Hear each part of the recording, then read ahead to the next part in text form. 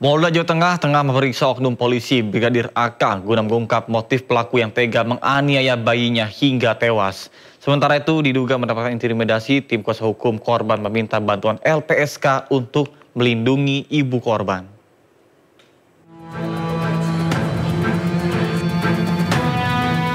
Penyidik Direktorat Reserse Kriminal Umum Polda Jawa Tengah tengah memeriksa dan mendalami motif oknum anggota Intelkam Polda Jawa Tengah, Brigadir AK, yang tega menganiaya bayinya sendiri berusia 2 bulan hingga meninggal.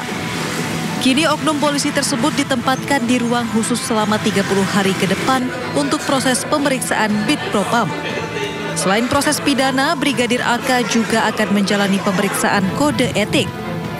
Sementara itu, polisi sudah meminta keterangan dari 3 orang saksi, yaitu pelapor atau ibu korban, pihak rumah sakit, serta terlapor. Polda Jawa Tengah telah melakukan proses penyidikan terhadap dugaan dari anggota atas nama Brigadir AK yang telah menghilangkan nyawa seorang anak. Dan kemarin proses penyidikan sudah dimulai dan yang bersangkutan juga dilakukan proses kode etiknya. Dan dari kemarin juga yang bersangkutan sudah dilakukan penahanan di penempatan khusus selama 30 hari ke depan. Sebelumnya Minggu 2 Maret 2025, korban NA dititipkan oleh pelapor DJ kepada terlapor AK di mobil saat ingin berbelanja ke Pasar Peterongan, Semarang, Jawa Tengah. Usai berbelanja, DJ kembali ke mobil dan mendapati kondisi anaknya dalam keadaan tidak wajar, sehingga dibawa ke Rumah Sakit Rumani, Semarang. Namun naas sang anak meninggal sehari kemudian. Peristiwa tersebut kemudian dilaporkan DJ ke Polda Jawa Tengah 5 Maret 2025. Diduga mendapat intimidasi usai melaporkan kasus pembunuhan anaknya, DJ mendatangi kuasa hukum untuk meminta perlindungan. Pasalnya korban tewas merupakan anak hasil hubungan gelap DJ dengan oknum anggota Intelkam Polda Jawa Tengah. Mungkin untuk mengenai intervensi maupun intimidasi, kami sampaikan di sini ada.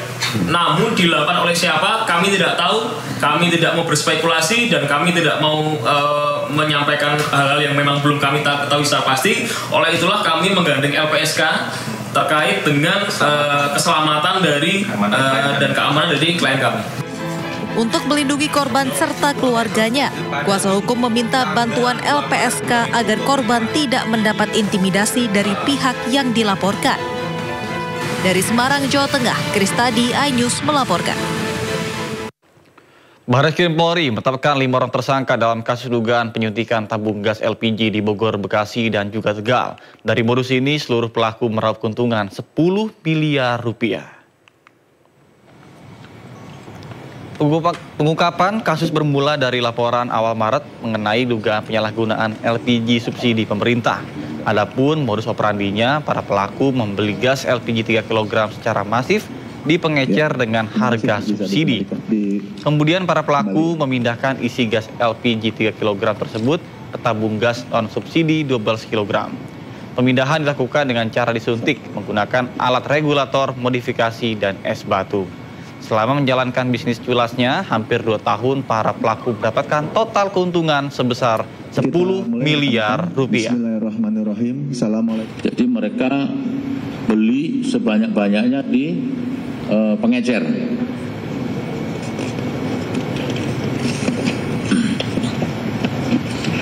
Setelah terkumpul di satu lokasi, pelaku melakukan atau menyuntikkan tabung gas non-subsidi 12 kg dengan menggunakan regulator modifikasi dan batu es. Jadi mulai dipindah dari tabung 3 kg ke tabung 12 kg. Kemudian untuk tabung 12 kg ini diisi 3 kg sebanyak 4 tabung. Tabung gas non-subsidi 12 kg hasil penyuntikan dijual ke masyarakat dengan harga non-subsidi serta isi tabung gas yang tidak sesuai standar atau kurang. Ini modusnya semuanya hampir sama seperti itu di TKP ini. Ini total keuntungan yang didapatkan, ya. Ini bukan kerugian negaranya, tapi yang kita ekspos adalah total keuntungan dulu. Nanti karena kerugian negara kita akan minta bantuan dari lembaga lain untuk menghitung keuntungan kerugian negara. Kenapa? Karena ini sudah jelas terjadi kerugian negara. Total keuntungannya sejumlah 10 miliar 184 juta.